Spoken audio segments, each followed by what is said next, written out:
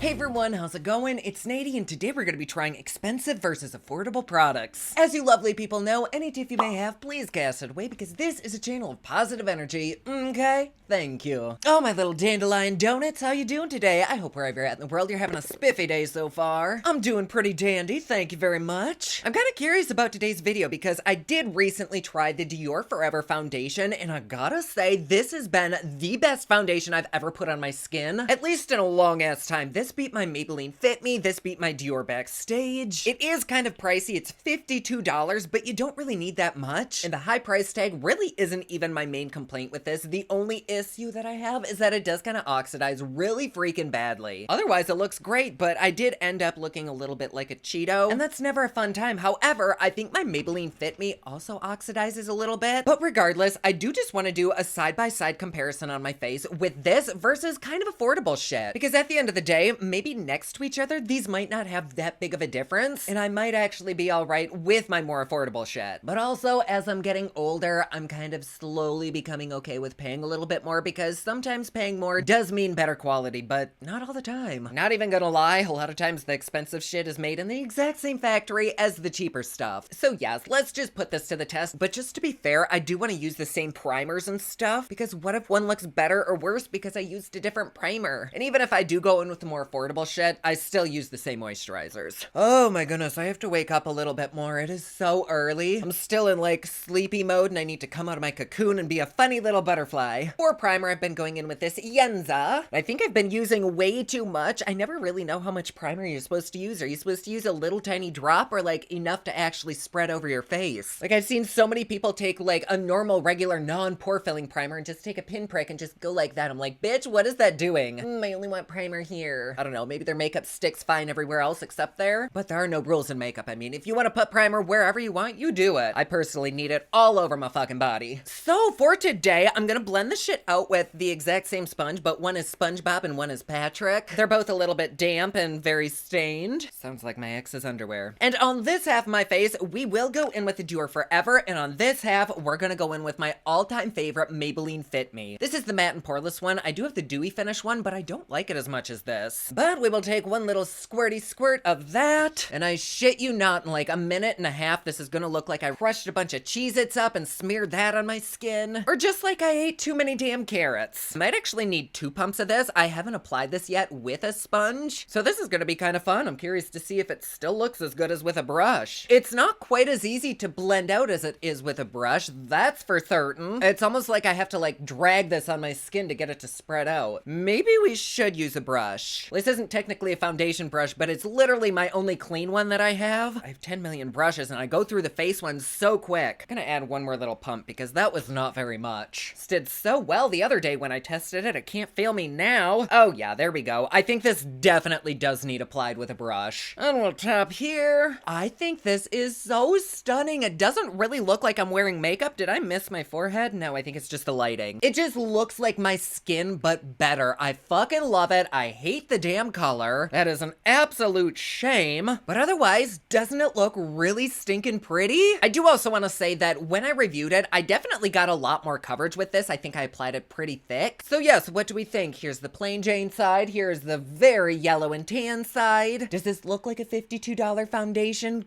God, I gotta go get my real color. So now for the other side, I'm gonna take a similar brush, which is kind of a contour brush, absolutely not a foundation brush, but I've applied this foundation many a time with this, so I know it works. And here we have it. It's actually very similar-ish in color. There's the Dior, and then there's the Maybelline. And the Dior is actually lighter than the Maybelline, yet it's so deep on my skin. So we'll see if this guy oxidizes too. I might need a second layer of this, I don't know. I can feel a lot of this shit getting soaked up into the brush, which is why I like to use an actual foundation brush when I apply foundation, but this is such a freaking fail-safe product that you could probably smear it on with paper and it'd be fine. And here's with one little coat. To me, this is more like a BB cream. It's still really pretty, but nowhere near the kind of coverage that this is offering. But once again, with an actual foundation brush, I think the amount that I applied would have been perfectly fine. It's just that this is so fluffy. So I apologize for that. I actually didn't even plan on filming today, but this just kind of sounded like a fun idea. So far, there is no oxidization with the Maybelline. We still don't have as full a coverage as this side, but I do think this side looks beautiful. There's something about the Dior that has this blurring quality to it. It's like a filter where it's airbrushed, whereas the Maybelline, it does look pretty on the skin, but it looks more realistic. The Dior side makes your skin look like you've had a bunch of skin peels and like micro needling, whereas the Maybelline side, it looks a bit more natural, so you're not exactly able to tell that you have a foundation on. It just helps cover everything and kind of neutralize shit. So I guess it's really depending on what you want. If you have a lot of fine lines and wrinkles, this stuff I think is where the fuck it's at because of that blurring quality. But if you want something more affordable and you want like a realistic looking foundation, then the Maybelline kind of wins. It's almost like the Dior is kind of pore filling. So this adds youthfulness and this adds evenness. You know what? If you ever were to get this, I feel like both of these combined would be so beautiful and you would extend this life so long for pretty inexpensively. And if you combine this with a lighter Maybelline, maybe it would help with the oxidization. Although now that both of them are on my skin, well, no, I still can't tell that this one is a bit more tan and I can see the direct line down my face. But other than where this is blurring my finer lines, there really isn't that big of a difference. And for Consqueeze, I was either gonna go in with the Dior Forever or the Marc Jacobs Extra Shot, and I love this stuff so much, but I don't think they make it anymore. And if it ends up looking beautiful, I can't really recommend it because people can't get it. So I think I'm gonna go in with the Dior Forever, and I'm pretty sure this is a little bit too dark. In fact, it is a darker color than the foundation, but this also changed like 4 shades darker, so I think it should work. And I did use this concealer when I reviewed the foundation. It's not completely covering the purple underneath my eyes, but nothing but cement and plaster will cover that. Those really go together quite marvelously. You can tell they're in the same family because they both have like that blurring quality, and I think that's what I love most about this concealer, because otherwise it really is nothing too terribly special, but that blurriness, oh, fuck me up. Just taking one more little drop right in my blue bit. That sounded dirty. I'll gently tap that into place because she is tired and it shows. And then before anything happens with this side, I'm gonna take a little bit of powder and press it into place while we blend the other side out. For the other side, we have a few options. We have the Uma Butete Stay Woke Concealer. I like this stuff, but a lot of times it kind of is drier on my skin. We have the e.l.f. Hydrating Camo Concealer. I love this. It's so beautiful. It's kind of like the Tarte Shape Tape in the creamy version. We have the ColourPop Pretty Fresh. That's beautiful too, and I'm actually out of this. This is the Maybelline Instant Age Rewind, another good contender, but I think she's on her last leg. I only kept it to remind myself to grab more. Why don't we go in with the e.l.f. Camo Concealer? We'll take a few little drops right here and there. That is probably too much, but I'm gonna blend it out with a damp sponge, so hopefully it'll soak the excess up. Oh, holy fuck. Even though I did go in with quite a bit, it is so pretty. It's not blurring like the Dior concealer is, but it's actually concealing. Like, I absolutely do not need to go in with a second coat like I did on this side. And it doesn't even look cakey like I went in with too much either. It's just really, really pretty, but again, I'm gonna set it into place immediately. Give me half a second to set the rest of my face with a little bit of powder because she does need set into place. She's slippy and slidey. Not nearly as bad as other products though. Like, both of these do pretty well with sticking to my skin. But just to be on the safe side, especially if we're doing a wear time test, we'll give a quick little squirt of setting spray. Then with the ass end of a clean sponge, I'm just going over everything. Oh fuck, I totally forgot to go down the center of my nose, so it's just bare and red. Like a freshly spanked bottom. Yes, daddy. Wow, my face is like texture city. In my camera, I think everything does look pretty much the same other than the clear color difference, but both sides to me look blurred and pretty. What do you think? Dior side, Maybelline side? They both do add a little bit of texture around this area of my face. I'm realizing that that may just be a problem area for me now. But even though this side looks smooth, it really isn't offering as much coverage as this side now. I think the e.l.f. kind of came in to save the day. And though I love this concealer, it is way too expensive to still not cover shit up. But that really does look beautiful and soft and smoothed and airbrushed and just fuck. So I guess the only thing that we can see is a wear time test with this. We'll leave this be and we can plunge on. For the eye look, I'm actually going to use cream shadows. It'll be between Covergirl and Laura Mercier, both of which I absolutely adore. To start on this eye, we'll go in with the Laura Mercier Au Naturel Caviar Stick. And I'm actually going to use this as a primer, so I'm going to put it all over my lid and just bring it to the brow. And then on the other side, we'll take Covergirl True Naked Queenship. I just want to put these next to each other before I blend them out. Oh gosh, the Covergirl one is a little bit different. It's actually falling apart on my eye. However, if we look past that, is very similar. All right, let's blendy. The CoverGirl one just seems to dry down a little bit quicker than the Laura Mercier, but otherwise, there really isn't that big of a difference. I think the Laura one is a little bit creamier, and so it's giving off kind of like a pearlescent vibe, but otherwise, I would not be able to tell there's two different products on the eyes. So let's deepen shit up a little bit. I'm gonna go in with Cocoa on this side, and I'm just gonna draw, oh my gosh, that's very dark. I did not realize how deep this was. I guess it's called Cocoa, so why wouldn't it be deep? Okay, let's just tap a little bit right there. Wow. Oh, I guess Queenship isn't what the shade is. The other shade was 905, and now for the other side, we're gonna go in with 930. Oh, this one is quite a bit more metallic. Ooh, yeah, that is not the same color. But I don't have anything else from CoverGirl, so let's just blend them out. Let's start with the Lower Mercier side. Fuck, I put so much on. It's pretty much just going all over the eyelid, and I'm smoking it up the crease. We're only halfway into the video, and I've already fucked it up. All right, there is that side. She is very dark. She doesn't look super blended, but I actually can't really blend it out anymore because these are creams. They're just like stuck the fuck into place. I cleaned this brush off, so let's blend out this side. These two colors would actually be perfect for each other if I combined them. Oh shit, now the CoverGirl side is like dried and it doesn't really want to blend out, but we'll keep trying. Oh god, it just will not blend out. All I'm doing is tugging. I don't know, I mean, both sides really aren't that different. This side is just like a deeper version. I would never say no to anything going deeper. Maybe we can lighten shit up with a little bit of shimmer. For the CoverGirl side, I'm going in with 935, and then for the Laura Mercier, I'm going in with Intense Moonlight. They are not the exact same. The Laura Mercier one is a little bit lighter, but I kind of feel like we need it. Oh, that's pretty. The thing that I love about shadow sticks in general is just their ease of use. You can totally create a super glam look in just like a couple seconds. And then let's go in with the CoverGirl on the other side. Once again, this one isn't quite as easy to use, but it's not that big of a difference. Like, it's just a little bit thicker and a little bit more crumbly, but otherwise very similar. There we go. What do we think? This side is gold. This side is more rosy, silvery champagne. But also, if you're just quickly looking at me, you can't even tell the difference. But something I do always run into with these cream shadows is the need to set them, otherwise they crease up on my lids. So on this side, I'm gonna go in with the Dior highlighter, and I'm gonna take this kind of caramely color right here and just place her right on the lid. Oh, you son of a whore, you are gorgeous. And then over here, we'll continue with our CoverGirl saga in with this highlighter. I've made sure to clean my brush very thoroughly. I've pretty much done this whole eye look with 2 brushes. Oh, but that's so pretty too. Damn, y'all. I don't know that either side is necessarily my favorite. This one is a beautiful bronzy gold, and this side is like a cooler silvery look. They're both completely different tones, but otherwise, they're very similar. I think so far we can tell that you really don't have to spend an absolute ass ton on products. I think depending on your application methods and the products that you use beforehand, you can really get inexpensive shit to look luxurious. Like, am I wrong? Don't both halves of my face look great? Now for contour, I don't really have expensive contour palettes. I think the closest thing that I have to anything being expensive is this Tarte, whatever this palette is, something to do with clay. I don't know, but I'm gonna mix these 2 shades right here, which I'm sure is gonna be way too freaking deep for me, but so is this foundation. Ooh, it smells like Cocoa Pops. Yum. Okay, so we will take this right down here and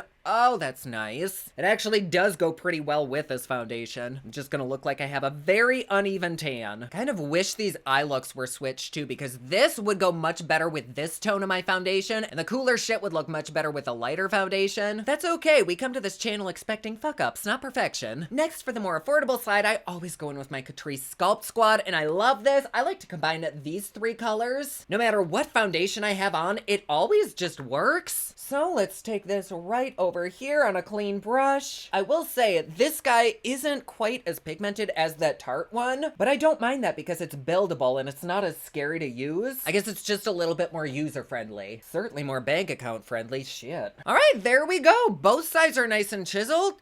I actually like this side more. And I think it's just because this side is more highlighted under my eyes. And so it's giving me more of like a finished vibe. There aren't like missing patches. Well, no, I can never get makeup to stick right there. But really, I cannot tell how expensive this side is versus this side. They both look fucking outstanding. For blush, I think one of my most expensive blushes is the Natasha Denona Bloom Highlighter Blush. I actually don't care for these. One, because they spontaneously combust on me. And two, I just think there's so many more affordable things out there. But at the end of the day, if we can dupe it with something like a quarter of the price, which are we gonna pick? But this is the shade, I don't know, let's call it Fuck If I Know. And we have a good little bit right here, and we will plop her on the expensive side. Hopefully this won't give me like a sunburn kind of look because we already are pretty tan. No, that's pretty. Maybe this isn't the one that I dislike. I have two of these, and the other one is kind of pink and cool toned, and I think that's the one I don't prefer. I mean, this is pretty, but is it like anything spectacular? No. I guess we'll see during the wear time test if this sticks down and the other one doesn't. That to me will probably be the deciding factor. And I am going in kind of heavy with this, but I freaking love this shade. Like a salmon blush is my shit. All right, so there we go. It's very, very pretty. I will give it that. Then for the other side, I'm not sure if I want to go in with the Kaleidos one, which is a little bit deeper, or this Covergirl one, which is kind of a dupe. The Natasha one is almost a mixture of both of these. Let's try the Covergirl Peach Blush because this guy is $18 and it's super freaking pigmented, where I think this one is a little bit more manageable. So let's take this right there. Oh, it smells great. Fuck, I haven't used this in a while. It actually smells like a peach, or what the makeup world thinks a peach smells like. And because it is a little bit lighter, I do have to go in kind of heavier, but honestly, otherwise, they look the same. They're both beautiful and glowing. This one is like a hint of neon. It's like 80s realness, which I'm always a fan of. Those are both absolutely gorgeous. The formula isn't the exact same. I think this one isn't really as pearlescent as the Natasha Denona, which I don't mind. But once again, if it weren't for the color of the foundation, I don't think I would notice any difference between the two sides. What do we think, y'all? Whew. Hi, okay, so things look, oh my god, I spit. Things look a little bit different. For the last like 4 hours, my camera has not turned on, so I was forced to do a wear time test, even though I haven't even completed the damn look. But this camera is what I film my cold blood and cocktails in, and it films so much clearer than my other one, but it's a portrait lens, so there's no zoom or anything. So this is how the rest of the video is gonna be. Very, very close. But now we can actually see things a little bit clearer. I gotta be honest, everything looks the exact same. Shit is wearing fabulously. So let's just finish it up and we can just compare the side to side. I'm actually having several people over in a very short amount of time, so I can't wear this for the rest of the day. But since it's already been a majority of my day and shit still looks great and isn't really faded, I do have some feelings. So let's finish everything up. For highlighter on this side, I'm gonna go in with the Cover FX Rose Gold palette. This little mama is expensive. And then on the other side, I'm gonna use the Covergirl that I used on my eye. And I don't know which of these to use, so let's just use all of them. I think a little bit went on there, we'll see. Okay. The blush that I used did have a little bit of shimmer to it, so we don't need a ton of highlighter, but that looks nice. It's really not that poppin'. Maybe I need to really dig in this. Ooh, pretty. Highlighters are tricky though, because some inexpensive ones are really powdery and you can tell that they're cheap, but also some really expensive ones are the same way. And I'm not a huge believer in spending a ton of money on highlighters just because you can get really pigmented and affordable ones. And so why break the bank with it? But here's the Covergirl. I did wipe the brush off and I'm using the other side. Okay, well, if we're going for glowiness, at least with this brush, I kind of like the Covergirl more. It did have a bit more kickback, but it's just like really glowy. The other side, I would say is perfect for a more natural look, which at this stage in my life, I kind of prefer that. So the Covergirl one is kind of more of like a strobe highlight, but also on the more natural side, they both are beautiful. I do think the Covergirl one is more sitting on top of my skin though, whereas the Cover FX one, it's more like a glow from within kind of thing. So maybe this wasn't the best comparison because they weren't the same colors, but are they both pretty? Yeah, they are both very pretty. And then unfortunately, the last thing that I'm gonna be able to do, I'm not even gonna put falsies on because I literally have like an hour until people are gonna show up and I still have to shower and everything. And so I'm not gonna bother with falsies. I will wear this for a little while I'm setting up downstairs. If you can't guess, I'm having a swinger party. No, I'm just kidding. But I do want to give this a wear time. So for the expensive side, I'm gonna go in with Charlotte Tilbury's Bond Girl. Very, very pretty and I love the shape of this. Let's make sure there's no little crusty bits on there first. And, yes. Damn, that consistency is heavenly. It's like one swipe for full coverage. And then for the other side, we have ColourPop in the shade 27, which I think this is a little bit deeper and richer. But here we go with this on the other side. Oh, so they feel much different. The ColourPop feels very satiny and moisturizing, whereas the Charlotte Tilbury, it feels more like a liquid lipstick that just dried the fuck down. But as far as pigment goes, this is is honestly more pigmented, but I actually think it's just the creaminess that makes it more pigmented. If I had to guess, even though the Charlotte isn't as poppin', it's probably gonna last longer because it just feels adhered to my lips. So I'm gonna give this a little bit of time. I am also seeing that the ColourPop is bleeding a little bit. Again, it's a creamier formula, and it's not like lip liners are expensive, but if I don't have to line my lips with the Charlotte Tilbury, it might be worth it just to have a little bit more of an expensive lippy. But yes, here we go, my loves. I'm gonna wear this for another hour or so. I will see you in just a second. All right, we've just hit a little over the hour mark. Let's see how we're looking. Ooh, okay. Well, the Charlotte Tilbury is almost all the way gone, and the ColourPop is very much there. How interesting. So I have taken a journey all around my house, looked in every mirror and every lighting, and I must admit that both sides actually look pretty damn good, but I think I like this one more. But I only think I like it more because of the highlight underneath the eye. Otherwise, to me, they look almost the exact same. However, this side does have a little bit more texture going on my forehead, and I can see exactly down the middle where the Maybelline starts. There's not as much texture, which is odd, because on screen and when you pull the mirror away, it kind of transforms and it becomes the total opposite. Like up close, this side is more textured, but then far away, this side is more textured, and this side just gets a little bit more blurred and airbrushed looking. This is so weird. It's like an optical illusion. I don't really know what to say. Like, I love the blurriness that this foundation gives, but seeing it next to this one, it's not worth like $40-something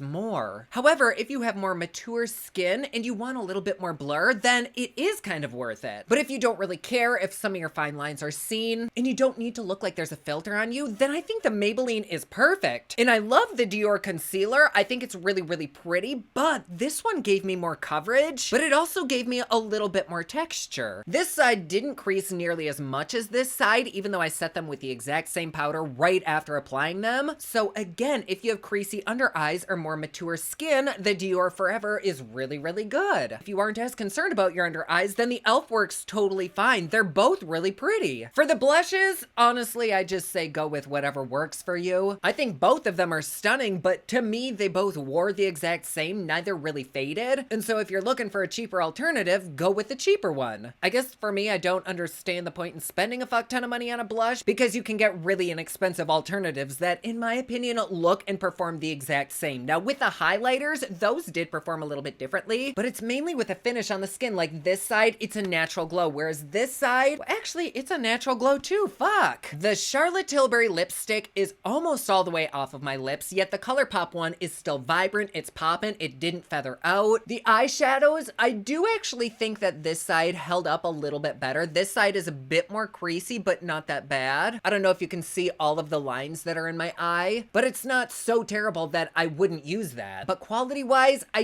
do think the Laura Mercier wins. They're just a little bit easier to use. They seem to have a little bit better lasting power. But if you don't want to spend an arm and a titty on these Laura prices, I think the Covergirl ones are an excellent second option. On this half of my face, we have well over $100 worth of product. On this side of my face, it's under 50 for sure. I don't notice a big enough difference to justify that huge ass price gap. Like, yeah, this side does look smoother. It does look more airbrushed, but this side also looks really pretty too for a fraction of the price. So again, this just shows you that you do not have to break the bank to look glamorous. I think both sides are perfectly fine. I do still love this Dior Forever. I'm so gonna get my correct shade in it, but I'm probably only gonna use it for really special occasions because the Fit Me works fine. You can look like $1 million for a couple bucks. But anyways, there you go. Let me know down in the comments below what you think. Do you like the luxe side better? Do you like the inexpensive side more? I'm not really here to sell you on any products, but side by side, damn, they look good. Also, sorry for all the randomness. I really wanted to do like a full look, but honey, today was stressful. No, but I shit you not, I was literally about to chuck my camera across the room and I was like, deep breaths. Deep breaths?